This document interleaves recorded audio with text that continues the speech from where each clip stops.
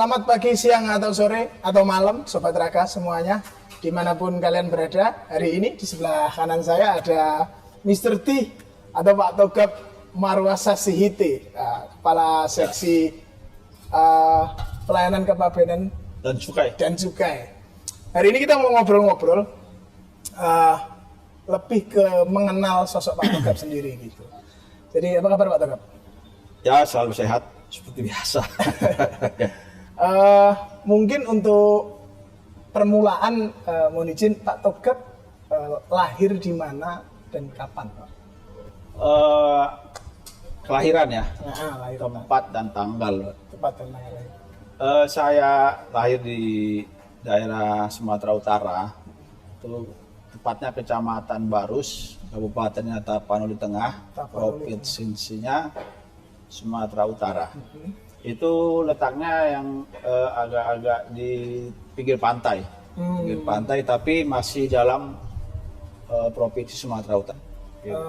Tanggal berapa? Anak pantai. Anak pantai. Tanggal berapa Pak? 14 Juli 1976. 14 Juli 1976. Tepatnya siang, kalau nggak salah siang. Siang. Jadi Pak Togap tahun ini umurnya berapa ya Pak? Ya pastinya 46 ya. 46 ya. Masih muda.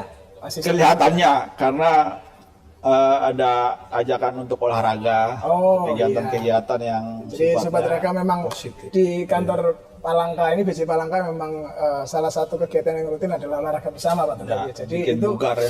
membuat Pak Togap sendiri terlihat lebih muda. Ya, 10 tahun dibanding orang seumuran ya. Nggak tahu. Kalau durasi nggak tahu. Pak Togap sendiri anak keberapa dari berapa bersaudara Pak? Saya 6 dari 7. Oh, 6 dari 7. Ya, jadi dulu orang tua itu belum mengenal KB. Iya, belum lah. Tahun jadi itu di daerah itu belum program ya fertilasi. Tahun itu memang belum ada program keluarga berencana ya. Jadi ya seperti biasa ya, daerah-daerah yang wilayahnya belum ada program KB biasanya memang. Tapi 6 masih untuk ukuran zaman itu mungkin tidak terlalu termasuk middle lah. Middle ya. Average lah ya Pak. Average. Pak Togap sendiri kan lahir di sana, cuman sekarang kan home base di Jakarta Pak ya. Iya betul. Pak Togap itu hanya numpang lahir di Tapanuli itu atau sejak kapan merantau ke Jakarta itu Pak?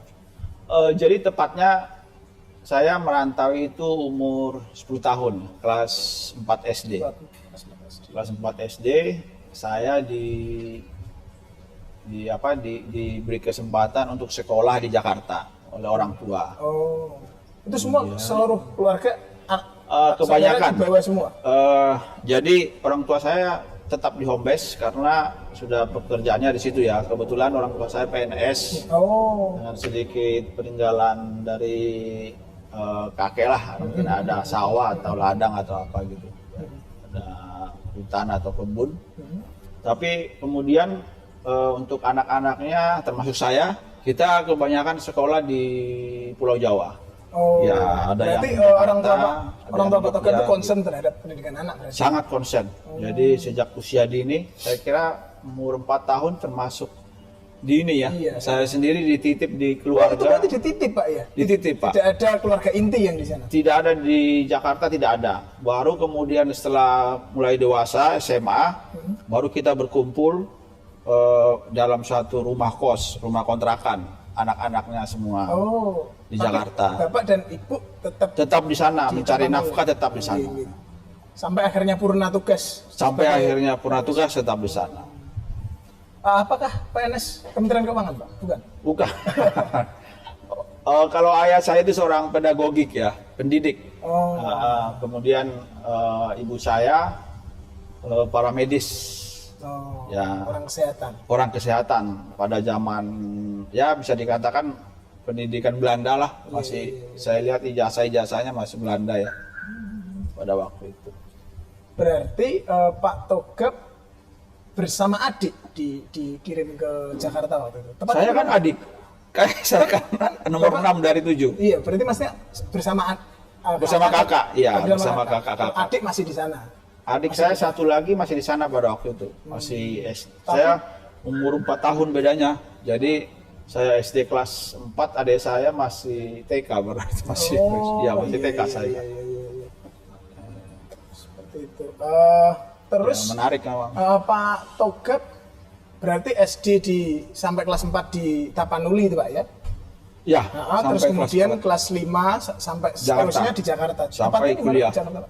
Jakarta Timur itu saya di sekolahnya di SMP 99 di di Jakarta Kayu Putih Timur Pak. dekat lapangan apa itu Pulau Mas Pacuan Kuda. Pacuan Kuda. Ya, Iya.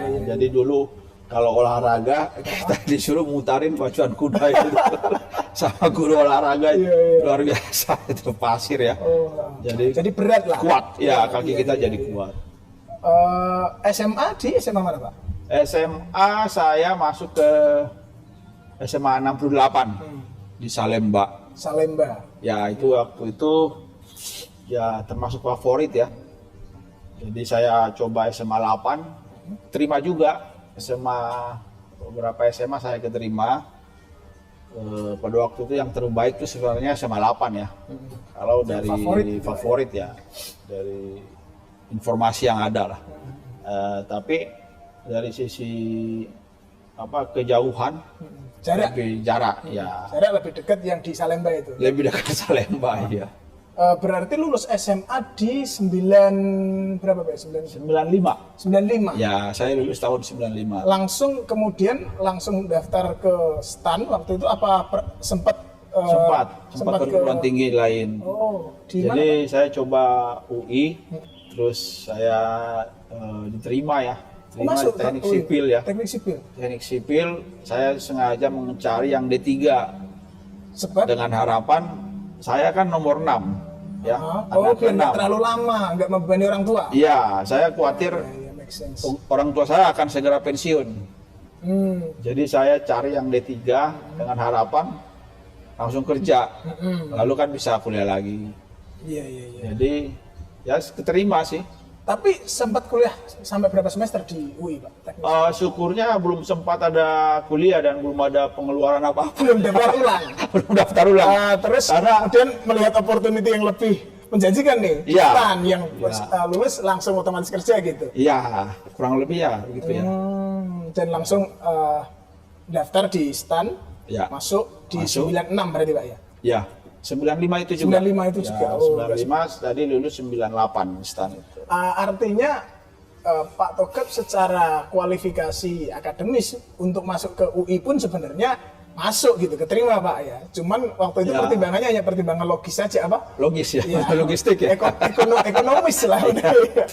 Rasional. Ya, gitu. Saya anak 6 ya, jadi saya harus berpikir. Saya pikir di antara kita banyak teman-teman yang mengambil keputusan serupa Pak. Ya. Untuk akhirnya lompat kapal gitu dari universitas lain ngambil ke universitas kedinasan seperti STAN gitu.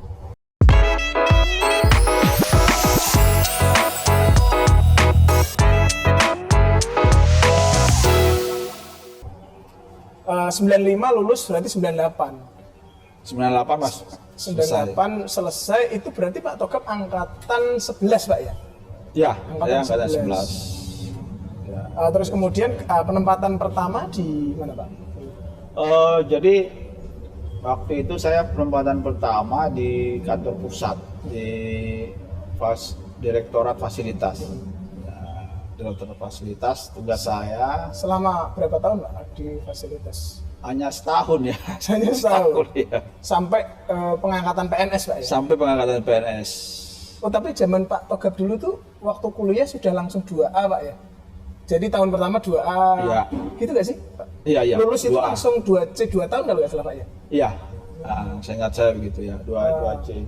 Berarti di 98 udah langsung PNS dengan status 2C 2 tahun Pak ya? Ya, sudah 2. Setahun di fasilitas, kemudian mutasi kedua kemana Pak? Saya ditempatkan di Bandung. KPPJ Bandung? Kanwil.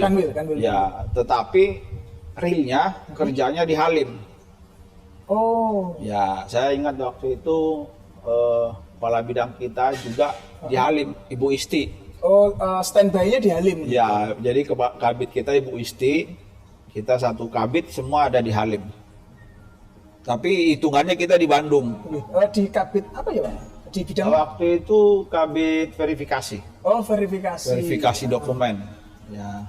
Terus kemudian di Bandung ini berapa tahun, Pak? Ini Itu saya akan menuju pertanyaan berikutnya. Itu di Halim jadinya ya. Jadi saya ke Bandung paling sekali-sekali ngambil dokumen ya. Oh, di atas kertas merupakan pegawai Kanwil Bandung. Ya. Tapi standby-nya Kerjanya di Halim.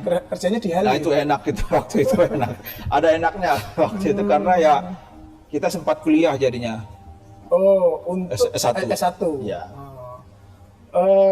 Lama Pak ya di Halim itu, Pak?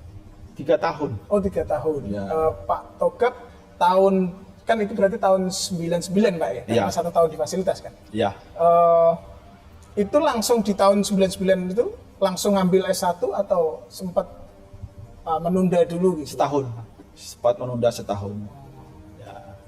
Berarti Jadi, di 2000 ngambil Ya, S1, 2000. Alih kredit gitu Pak ya? Jadi nggak full ngambil? Nggak full, ya. Sesuai dengan sistem yang ada waktu itu. Akhirnya lulus di Lulus S1, kemudian di tahun berapa? 2002 saya ingat saya. UI Pak ya?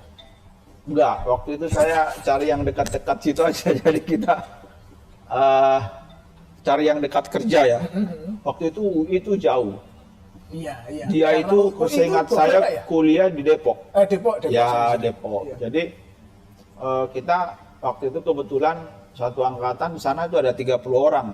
Angkatan Pak Togap sama? Ya, jadi kita guyup lah. Iya, Jadi untuk kuliah rasanya akan mudah karena bisa saling bantu kan, bisa saling cari informasi tentang tugas-tugas kuliah. Korespondennya bagus. Hukum, S1 hukum.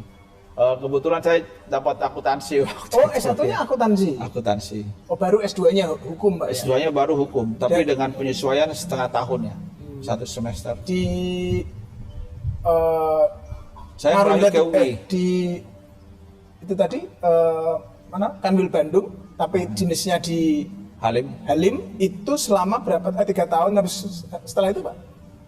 Setelah itu kebetulan saya sudah dapat S1 ya. Jadi langsung penyesuaian saya pindah ke Merak. Ke Merak itu lompat dari 2D berarti Pak ya? Langsung lompat ke 3A di Merak? Di Merak justru saya penyesuaiannya itu di Merak. Penyesuaian diklatnya. Iya. Diklat penyesuaian ijazahnya di Merak. Oh, dulu begitu Pak ya? Iya, ada jadi diklat penyesuaian ijazah. Gini ya, jadi dulu bidang verifikator itu tidak terlalu diminati. Tidak terlalu, karena pekerjaannya meneliti dokumen. Nah, ini gambaran untuk Sobat Raka yang tidak belum terlalu ini tahu sejarahnya di dulu ada di Kanwil itu ada audit dan ada verifikasi Pak ya? Yes. Sumber data teman-teman audit itu dari teman-teman verifikasi. Dan antara lain. Antara lain. Ya. Ya. Karena bukan satu-satunya ya Pak ya. Bukan satu-satunya sumber. Mestinya ya.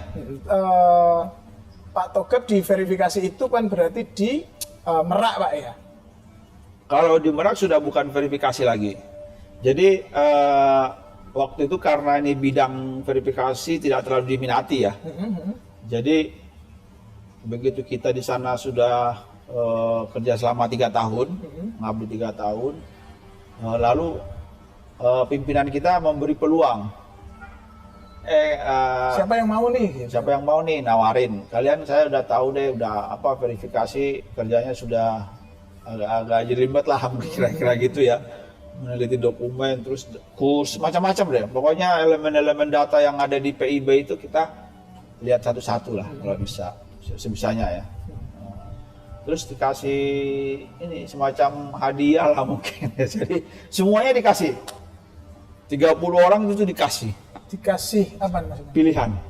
Anda mau kemana saya perjuangkan. Oleh saya ingat saya terus, Ibu Istri. Pak Togap sendiri kan menyatakan kalau verifikator itu bukan bidang yang favorit gitu ya di internal BC waktu itu. Saya kira ya. Iya. Tapi kenapa Pak Togap memilih itu? Sebenarnya bukan memilih, jujur aja. karena sudah diplot juga. Oh gitu. Berarti kontradiktif nih dengan tadi dikasih pilihan gitu. Saya pikir Pak Togap memilih. Tapi ada hikmahnya loh. Iya. Saya jadi bisa kuliah. Tentu saja. S2. Berarti S1. Waktu itu masih S1. Kan ini 2 tahun. Kan posisi sudah di Merak, bukan? Di Merak sudah mengantongi ijazah S1 berarti. Tinggal mengikuti UPKP 5. Di Merak itu akhirnya jadi fungsional, Pak ya? Saya awalnya pemeriksa barang. Selama 6 bulan. Di Merak ya, Pak ya? Kemudian saya di sana hampir 7 tahun. Tapi kebanyakan di unit P2 pengawasan. Jadi ya memang kerjanya muter-muter. Suka jalan kemana-mana. Dan di Merak itu Pak Togap dapat kesempatan untuk S2-nya, Pak ya? Disitulah saya coba S2 di Merak. Setelah itu lulus ke Cengkareng habis itu ya? Habis itu dipromosikan ke Cengkareng. Cengkareng promosi sebagai apa, Pak? Sempat sebagai staf kru namanya itu, tapi bukan hanggar. Lalu kemudian menjadi hanggar eselon 5. Eselon 5. Ya. Berarti itu di 2007, Pak ya? 2007-2008 ya, gitu ya kan? 2007-2008. Dan cuma sebentar di Cengkareng, Pak ya? Cengkareng saya kurang lebih 4 tahun. 4 tahun untuk akhirnya dari Kasubsi itu secara pangkat memenuhi untuk promosi akhirnya. Promosi tapi habis itu promosi seksi kan? Enggak langsung. Oh, enggak langsung. Ya, karena waktu itu saya belum masih ada kesempatan untuk jadi hanggar Kasubsi. Jadi enggak buru-buru lah. Kalau masih bisa jadi dekat-dekat keluarga dulu, keluarga baru. Saya kan sayang keluarga. Karena paham resikonya kalau promosi eselon 4 waktu itu harus keluar dari Jawa dan jauh dari keluarga gitu kan maksudnya. Jarang yang dekat waktu. Terus akhirnya promosi eselon 4-nya itu di tahun berapa? Kemudian akhirnya udah nggak tahan ya. Udah memang harus promosi ya. Secara kepangkatan dan secara masa kerja. Jadi saya dipromosikan pada tahun 2017 ke Sorong sebagai kepala seksi penindakan 1 di Kanwil. Wow. Ya. Lompatan yang agak ini sih menurut saya. Ya lumayan ya. Iya, karena dari hanggar terus seksi penindakan, Pak ya. Penindakan. Dan sebenarnya ini off the record banyak kisah-kisah Pak Togap yang inspiratif teman-teman. Tapi karena tema kita hari ini sebenarnya ini bridging menuju tema utama kita teman-teman. Nah, setelah itu cuma sebentar di Sorong, Pak, baru akhirnya ke sini nih, Pak. Iya, kemudian saya ke Kalimantan. 2020 2 tahun di Sorong, Pak ya. Di Sorong 2,5 tahun. Hampir 3 tahun, 2,5. Di sini juga mau 2 tahun, Pak ya. Sudah selesai. Belum 2 tahun. Sudah. Sudah, Pak ya. Catatan saya sudah. Jadi nanti kalau ada bapak-bapak di Kepegawaian Pusat yang melihat video ini, Pak Togap sudah 2 tahun lebih di bulan akhir bulan September. Ya, kita kan selalu siap ya. Selalu siap untuk promosi lagi. Untuk promosi. Apalagi untuk promosi lagi. Iya, selalu siap. Untuk mutasi aja selalu siap.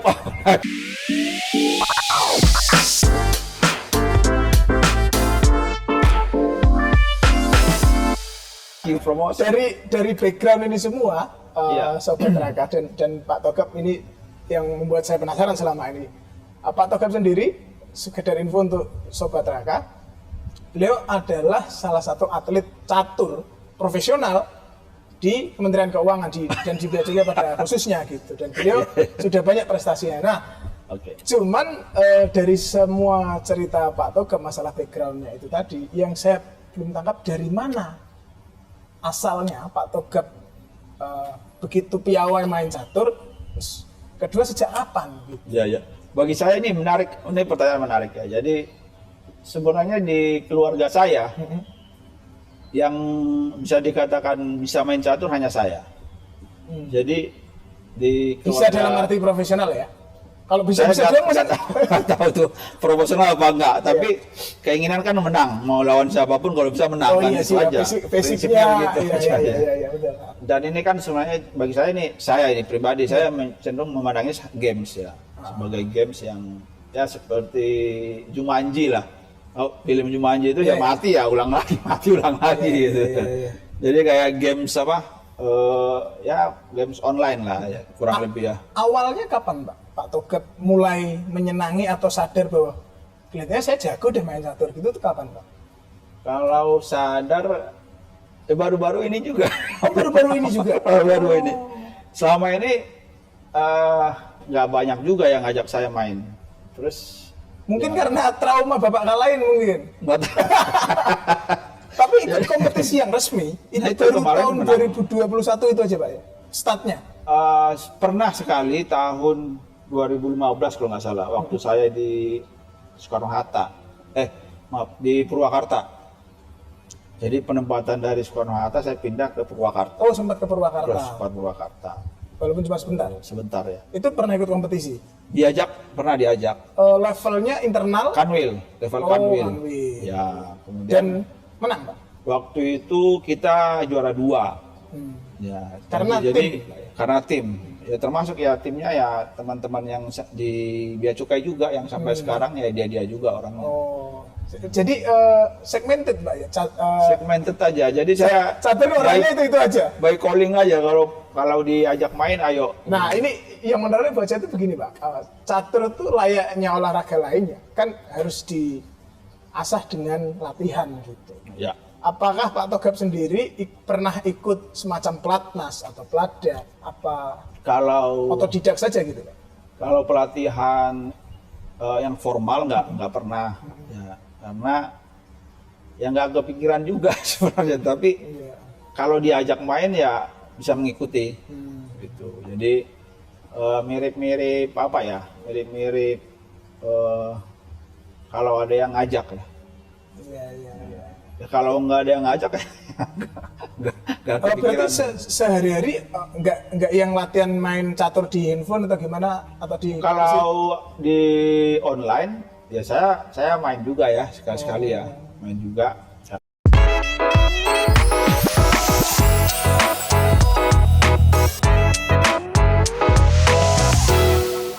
ini mungkin editannya nanti mungkin agak tidak terlalu nyambung dengan topik pembicaraan terakhir karena memang ada kendala teknis tadi, kameranya sempat mati tapi tidak apa-apa. Kita masih dengan Pak Togep kali ini. Tadi kita sampai di Hobi ya. Hobi. Ya. Mengapa catur itu sendiri Pak Togep piawai gitu Pak ya. Tapi menurut saya begini Pak, kembali ke yang aneh menurut saya adalah kok bisa orang memenangi kompetisi gitu Pak ya. Ya. Tanpa ada background, maksudnya kayak sering latihan. Misalnya gini deh, atlet bulu tangkis ini Pak ya. Iya. Itu kan dia harus drill terus Drill, gitu ya. untuk memenangkan kompetisi gitu. Nah Pak Togep ini sudah memenangkan kompetisi di level Kanwil, di level Bea Cukai ya. Bea Cukai, terus kementerian juga kemarin join Pak ya. Kemarin kita ikut Java turnamen. Itu Jadi kita di mewakili level Kementerian Keuangan. Oh, kita mewakili? Jadi saya bersama-sama orang pajak, sama orang-orang sekretaris Kementerian Keuangan. Jadi kita dikasih surat tugas untuk mengikuti turnamen tersebut. Itu partisipannya selain dari Kementerian Keuangan dari mana Pak? Nasional. Karena dari tapi berbagai ini- provinsi sama berbagai instansi. Oh, kantor-kantor pemerintahan yang jelas ya. Ya, yang tentunya yang siap ya, yang siap mengirim, Yang bersedia. bersedia. Dan itu menang Pak. Waktu itu kita menanggung, Menanggung maksudnya gimana? menanggung kalah. Oh. belum menang. Saya pikir ya butuh persiapan ya. Oh, persiapannya yang kurang. Ya persiapan yang kurang. Kendati pun Pak Togep mungkin bertalenta gitu ya, tanpa latihan sering menang di internal, ketika dikirim keluar tanpa persiapan juga. Mereka lebih hebat ya. Oh, iya. Cuman menurut saya itu yang menarik sih Pak. Bagaimana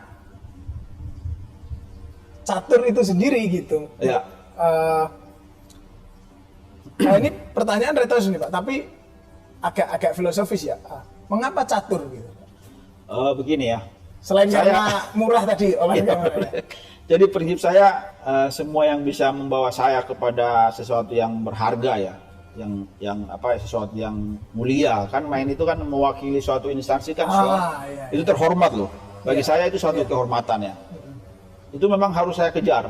Apalagi saya pikir dengan cara sederhana begini ya, bisa apa modalnya nggak banyak-banyak amat, sekalian juga buat hobi buat killing time kalau nggak ada kegiatan apa-apa. Ya. Ini peluang bagus saya pikir bagi saya. Itu prinsipnya sebenarnya di sana. Nah, lalu kemudian dari kawan-kawan kita juga ada WA group belakangan ini dibuat ya. Ya, ada metode, ada langkah-langkah hal-hal teknis ya, hal-hal teknis tentang catur ya. Dibagi di sana. Ya, jadi makin ada kawan ya, makin banyak kawan gitu. Berarti terkait itu apakah di internal Bea Cukai sendiri apakah arahnya akan dibikin semacam kaderisasi untuk mencetak atlet-atlet catur baru gitu, Pak? Saya kira itu dari dulu sudah ada. Sudah dari dulu sebenarnya. Hanya belakangan ini semakin banyak pertandingan. Ada kemarin yang saya juara 1 ya, yang 17 Agustus kantor pusat. Kemudian ada hari uang, nanti ke depan bulan Oktober ada hari uang. Terus hari Bea Cukai. Hari Bea Cukai, yang saya juara 1 tim juga waktu itu tahun ini yang sama ya. Jadi saya sendiri makin menikmati permainan ini sebenarnya belakangan ini. Gitu. Karena yang tadinya berangkat dari ini bentuk kontribusi saya nih untuk institusi gitu. Hal yang tadinya berangkat dari hal sederhana tapi ternyata you really good at it dan berprestasi, akhirnya justru dinikmati gitu. Apalagi saya dikasih surat tugas ya, itu bagi saya suatu kehormatan yang harus diperjuangkan.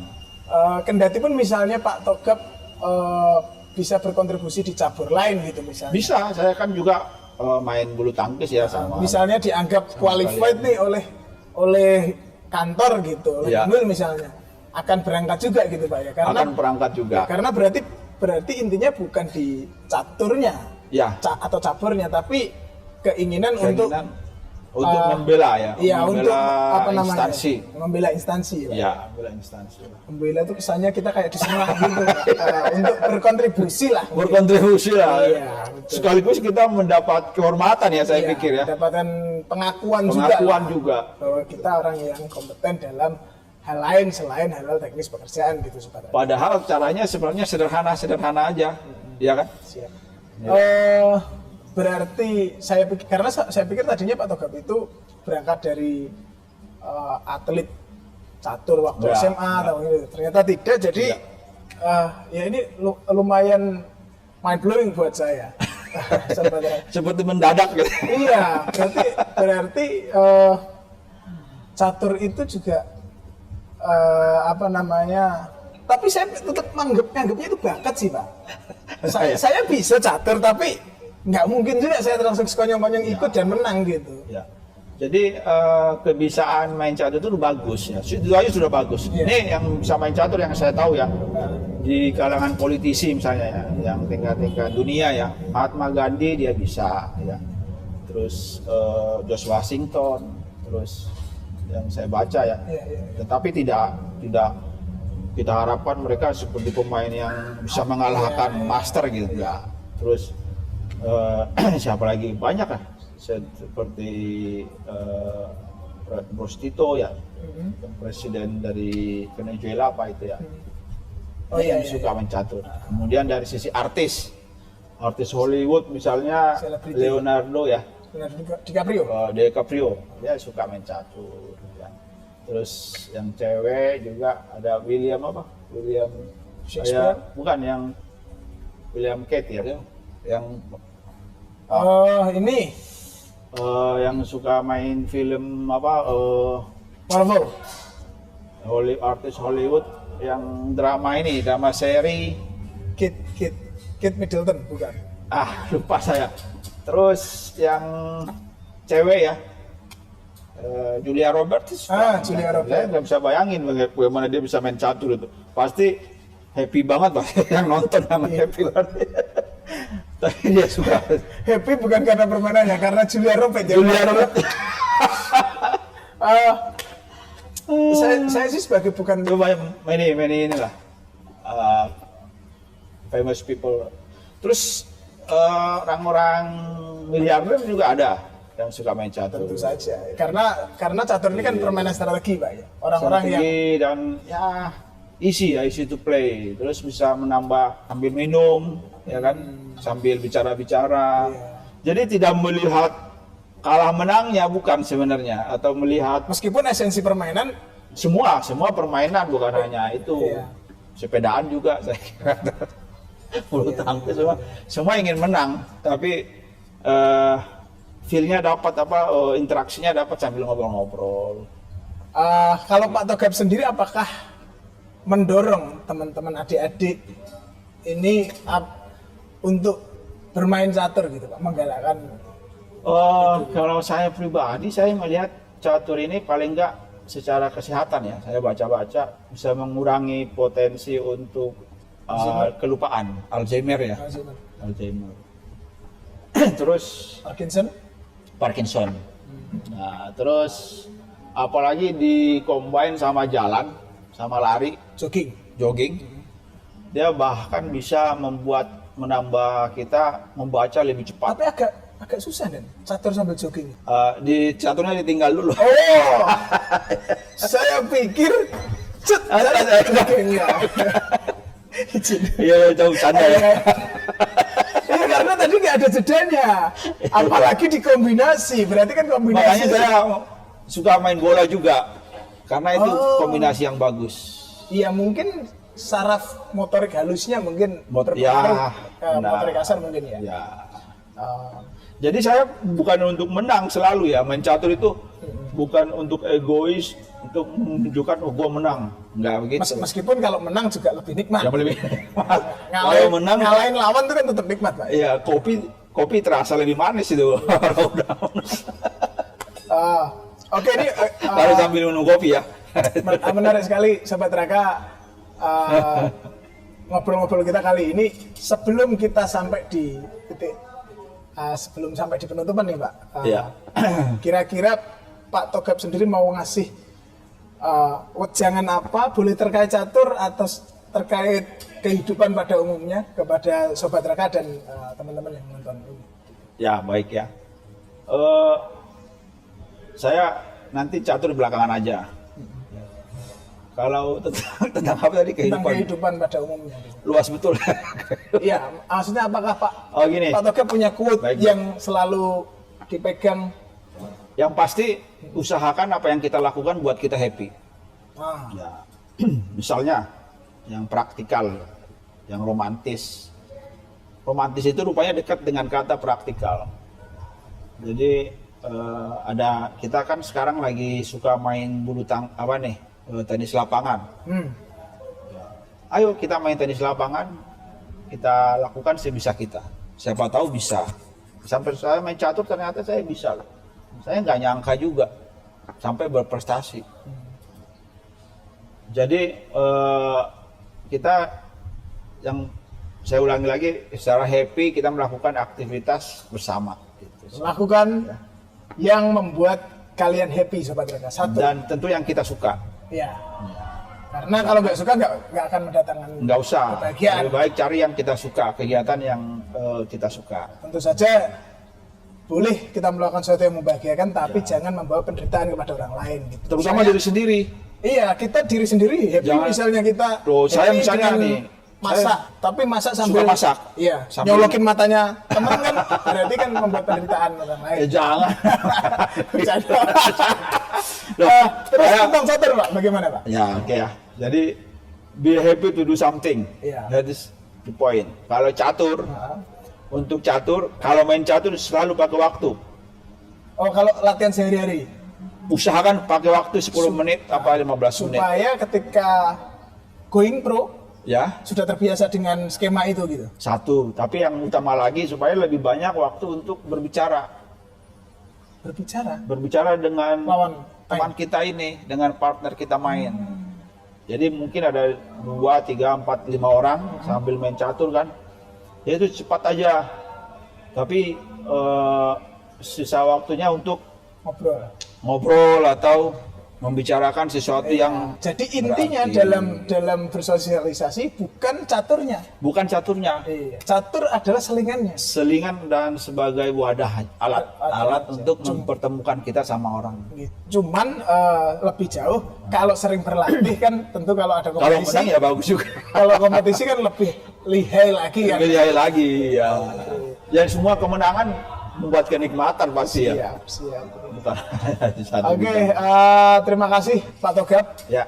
atas ngobrol-ngobrolnya. Jadi kita semakin dekat dan tahu bagaimana sosok Pak Togap ini. Demikian Sobat Raka, ngobrol-ngobrol kita kali ini, podcast kita kali ini bersama Pak Togap. Semoga dengan video ini teman-teman bisa mengambil hal yang positif. Kalau ada hal yang negatif diabaikan saja. Diabaikan saja. Semoga selalu sehat, jaga kesehatan. Sampai jumpa di kesempatan berikutnya. Ciao. Terima kasih. Thank you, Pak.